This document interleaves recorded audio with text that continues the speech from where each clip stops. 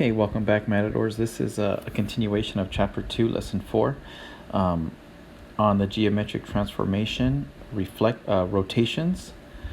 And what we're going to do here is we're going to take this blue rectangular shape. It's in quadrant 1. Please take a moment, look at the coordinates. So A is at 2, 2, B is 2, 4, C is 3, 4, and D is 3, 2. We're going to use what I like to call hooks, and we're going to make a 90-degree rotation. And remember, when it's not specified, it's always counterclockwise.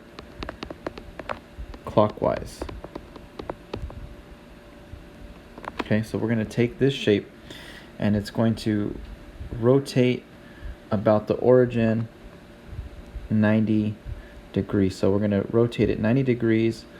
The origin will be the point of the center of rotation, and it's going to be counterclockwise. So let's use some hooks here to make this 90 degrees. So first off, I want to give you the visual. It appears that the shape is pointing upward, right? So I'm going to draw this over here. So if my arrow is pointing upwards and I want to rotate it 90 degrees counterclockwise, that means, okay, we'd have our little red box here, right? That indicates it's a 90-degree turn. And our new line would be facing in this direction. Okay, so when we rotate this shape 90 degrees, it should be facing, instead of pointing up, it should be facing to the left. And so we're going to go ahead and use hooks. Hopefully that visual helped to rotate this shape 90 degrees. So what do I mean by hooks? Well, I mean, first let's indicate the center of rotation, which is in green, which is at the origin of the coordinate plane. And I'm going to make my hook to A.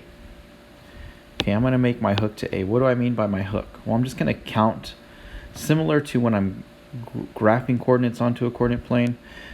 My hook will basically look something like that. Okay, so my hook is going to be 2 units to the right and 2 units up. Now, if I'm going to rotate this 90 degrees, that means it's going to be 2 units up and now 2 units to the left. So I'm going to take my hook here, and instead of it being to the right and up, it's going to be up and to the left. And don't forget, it's 2 units here, 2 units there, so it's going to be 2 units here and 2 units here. So at the very end of this point, that's going to be my new location for A. So A, and we'll do it in a different color, A is going to be located here. This is my new A.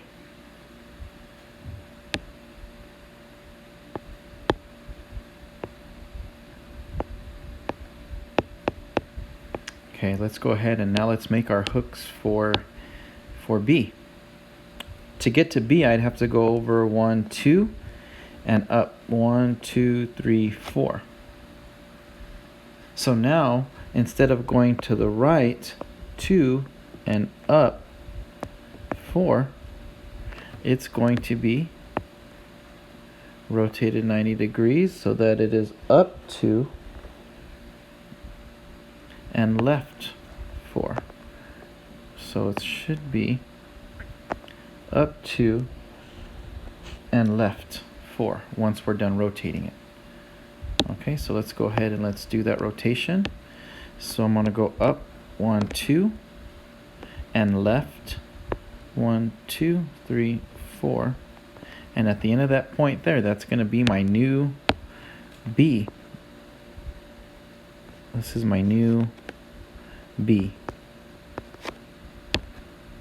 So again, we're using hooks to kind of move the different points over. Let's go to C. So now I'm going to draw my hook to C. So it's going to be 1, 2, 3 to to the right and up 1, 2, 3, 4.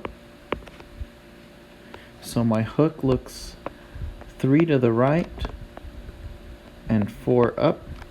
Since I'm doing a 90-degree rotation counterclockwise, it should be rotated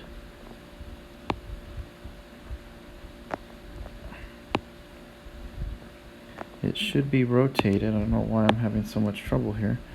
It should be rotated now in this direction. So now from the origin, we're going to go 3 up, 1, 2, 3, and 4 to the left, 1, 2, 3, 4. And at the end of this point is going to be where the new C will be located. So C is going to end up over here. That's going to be my new C. If you can see. And lastly, let's go ahead and do point D. So our hook for D is 1, 2, 3, over to the right, and 1, 2, up. So our hook would look something like 3 to the right, 2 up, and when we rotate it, it should end up being 3 up, 3 up,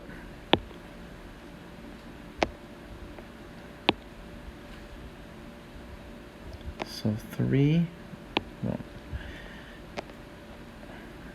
well, let's try it one more time. If not, we're moving on. So we'll move on. It's supposed to end up being 3 up and 2 in this direction here. So after we rotate it, it should look like this. So now let's go ahead and go 3 up, 1, 2, 3, and 2 over, 1, 2. And this is going to be the last point, the new location for D. And our shape was successfully rotated 90 degrees about the origin. 90 degrees about the origin. One last thing to look at here is let's just look at point A. So if I drew a line from our center of rotation to A, we know we rotated it 90 degrees, so I can draw from the center of rotation to my new A, and that would give me a 90-degree angle. Okay, same thing for B. If I drew a line up to B and a line to where the new B is at, I would have another 90-degree angle. Let's take a look at C. From the center of rotation to C, from the center of rotation to the new C, I would also have another 90-degree angle. And lastly to D, from the first D to the new D, I'd also have a 90-degree angle. So those are visualizations to help you confirm that you made the amount of degrees in your rotation correctly. Okay, we'll do one more example in our next video, and that will be it for Chapter 2, Lesson 4 on rotations. Thank you.